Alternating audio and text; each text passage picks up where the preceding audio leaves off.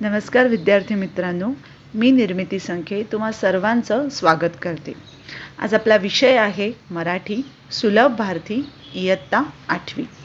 आज आपण जी कविता शिकणार आहोत त्या कवितेचं नाव आहे आभाळाची आम्ही लेकरं. मग पाहूया आपण या कवितेमध्ये कवीने कुठला संदेश देण्याचा आपल्याला प्रयत्न केलेला आहे. या कवितेचे कवी आहेत वसंत बापट. वसंत बापट एक प्रसिद्ध कवी आहेत. त्यांची 11वी दिशा, सकीना, प्रवासाच्या कविता, शिंग फुंकिले रणी, मानसी, शूर मर्दाचा पोवाडा, मेघहृदय, तेजसी, राजसी हे काव्यसंग्रह प्रसिद्ध आहेत.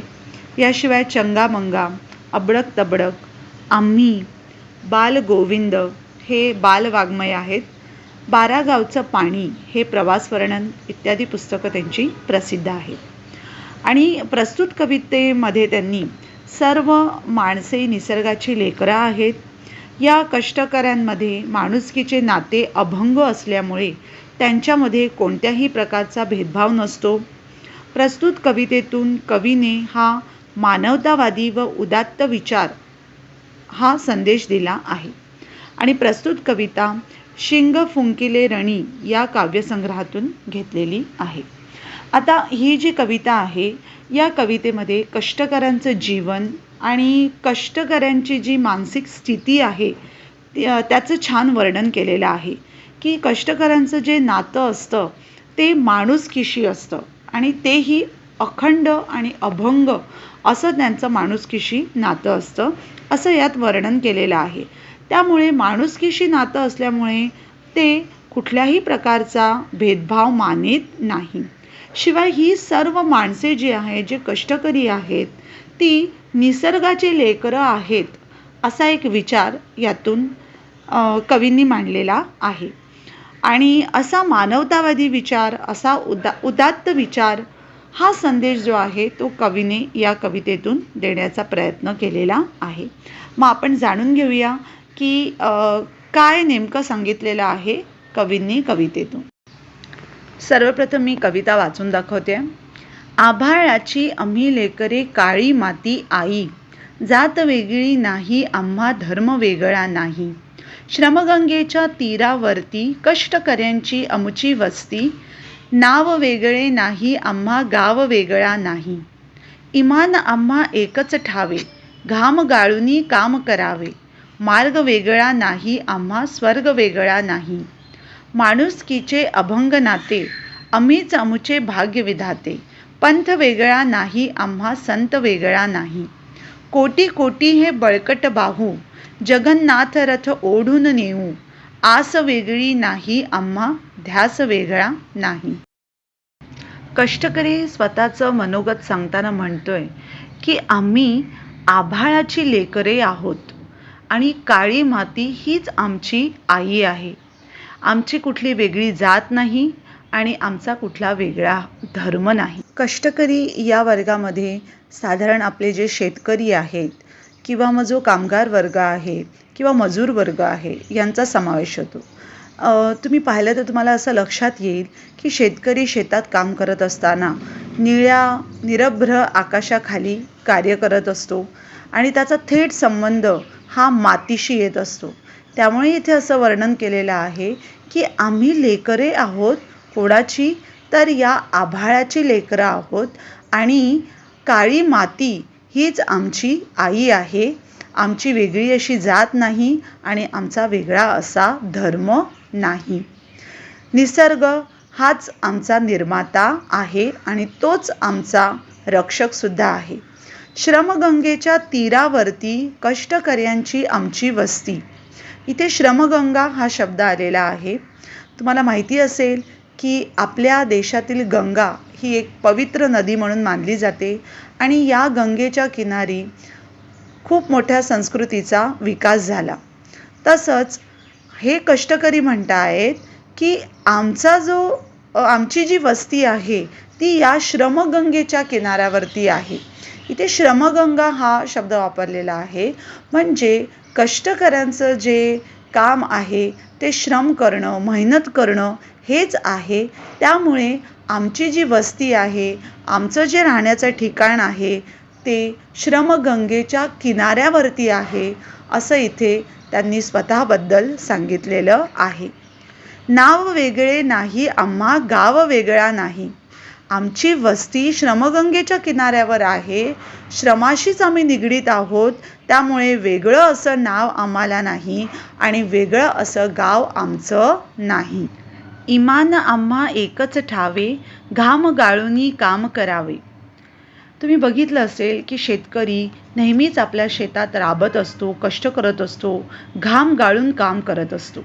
त्यामुळेच त्यांनी आपल्या अगोदरच्या पॅरेग्राफमध्ये सुद्धा आपण बघितलं की त्यांची वस्ती कशावर आहे, श्रमगंगेच्या किनाऱ्यावरती त्यांची वस्ती आहे, असं तो स्वतःबद्दल म्हणतोय. शिवाय तो असंही म्हणतोय की आम्हाला एकच इमान माहिती आहे, आमची निष्ठा कोणाशी आहे, तर घाम गाळून काम करणे हीच आमची निष्ठा आहे, हेच आमचं इमान आहे, असं तो म्हणतोय. म्हणून मार्ग वेगळा नाही आम्हा स्वर्ग वेगळा नाही. म्हणजे आमचा याहून वेगळा मार्ग नाही. फक्त श्रम करणं, मेहनत करणं आणि त्या कामाशी निष्ठावान राहणं हेच आमचं कार्य आहे. त्यामुळे याशिवाय वेगळा मार्ग आम्हाला नाही आणि वेगळा असा स्वर्ग आमचा नाही, असं यात म्हटलं गेलेलं आहे. माणुसकीचे अभंग नाते आम्हीच अमुचे भाग्यविधाते. या परिच्छेदामध्ये त्यांनी असं म्हटलं आहे की कष्टकरी जो असतो त्यांच्याकडे देण्यासारखं खूप काही नसतं, बरोबर. कारण की खूप मेहनत करून, कष्ट करून ते स्वतःचं पालनपोषण करत असतात. त्यामुळे स्वतःचंच पालनपोषण करण्यासाठी त्यांची जी मेहनत असते ती खर्ची जाते. असं असताना देखील दुसऱ्यांसाठी देण्यासाठी त्यांच्याकडे खूप काही नसलं तरीही सगळ्यांशी त्यांचं नातं जे असतं ते माणुसकीचं असतं आणि हे नातं अभंग असतं, अखंड असं नातं असतं. सगळ्यांशी त्यांचे संबंध प्रेमाचे आणि जिव्हाळ्याचे असे असतात. आम्हीच आमुचे भाग्यविधाते, यामध्ये असं म्हटलंय की आम्ही कोणावर अवलंबून नसतो. आम्ही स्वतः मेहनत करतो, स्वतः कष्ट करतो आणि स्वतःचं भाग्य घडवितो. या बाबतीत आम्ही कोणाच्यावरही अवलंबून नसतो. त्यामुळे आम्हीच स्वतःचं भाग्य घडवतो. भाग्यविधाता मतलब भाग्य घडवणारा. मग आमचं भाग्य घडवणारा दुसरा तिसरा कोणी नसून आम्ही स्वतःच मेहनतीने कष्ट करून आमचे भाग्य घडवतो. म्हणून आम्हीच आमचे भाग्यविधाते आहोत. पंथ वेगळा नाही आम्हा संत वेगळा नाही. आम्ही कुठल्याही पंथाचं अनुसरण करत नाही आणि कुठल्याही वेगळ्या संताला मानत नाही. तर श्रम करणे, मेहनत करणे हेच आमचं कार्य आहे आणि हे करत असताना आम्ही माणुसकी कधीही विसरत नाही. माणुसकीशी आमचं अखंड असं नातं आहे आणि आम्हीच आमचं भाग्य घडवितो. कोटी कोटी हे बळकट बाहू, जगन्नाथ रथ ओढून नेऊ. आस वेगळी नाही आम्हा, ध्यास वेगळा नाही. यामध्ये असं म्हटलेलं आहे की हे कोटी कोटी बळकट आमचे भाऊ आहेत. बळकट म्हणजे मजबूत आणि बाहू म्हणजे हात. म्हणजे या बळकट आणि मजबूत हाताने आम्ही कठीण असं कार्य करणार आहोत. जगन्नाथ रथ ओढणे याचा अर्थ असा होतो की कठीणातलं कठीण कार्य पूर्ण करून दाखवणे. आता जगन्नाथपुरी हे एक धार्मिक स्थळ आहे भारतातलं. त्यामध्ये 3 मोठी विशाल अशी रथ आहेत आणि जगन्नाथपुरीची जेव्हा यात्रा भरते त्यावेळेस हे रथ जे असतात ते ओढले जातात आणि हजारो लोक एकत्र येऊन हा जो रथ आहे ते ओढण्याचं कार्य पूर्ण करतात. आणि हे खूप कठीण असं कार्य आहे, खूप मेहनतीचं असं कार्य आहे आणि हे कार्य पूर्ण करण्यासाठी बऱ्याच लोकांची मेहनत यामध्ये लागते. त्यामुळे जेव्हा आपण एखादं कठीण कार्य पूर्ण करतो आणि सगळ्यांच्या मदतीने पूर्ण करतो त्यावेळेस जगन्नाथ रथ ओढणे हा वाक्यप्रचार तिथे वापरला जातो. तसाच हा वाक्यप्रचार इथे वापरलेला आहे की हे जे कोटी कोटी बळकट बाहू आहेत, मजबूत हात आहेत, त्या हाताने आम्ही अशक्य कोटीतलं कार्यसुद्धा पूर्ण करणार आहोत. समजा शेतकऱ्यांच्या बाबतीत आपण हा संदर्भ घेतला तर शेतकऱ्यांच्या पुढे कठीण कार्य कुठलं आहे तर आपल्या देशाला अन्नधान्याच्या बाबतीत स्वयंपूर्ण बनवणे हे एक कठीण कार्य त्यावेळेस होतं. आता आपण अन्नधान्याच्या बाबतीत स्वयंपूर्ण झालेलो आहोत आणि ते कोणाच्या मदतीने? आपल्या या कष्टकरी वर्गाच्या मदतीने, शेतकरी वर्गाच्या मदतीनेच आपण अन्नधान्याच्या बाबतीत स्वयंपूर्ण झालेलो आहोत. मग हे कठीण कार्य, हे जे जगन्नाथ रथ ओढण्याचं कार्य कशामुळे पूर्ण झालेलं आहे? या कोटी कोटी बळकट बाहूंमुळे, या कोट्यावधी अशा मजबूत हातांनी, कष्टकऱ्यांच्या मजबूत हातांनीच हे जे कठीण कार्य आहे ते आपण पूर्ण केलेलं आहे.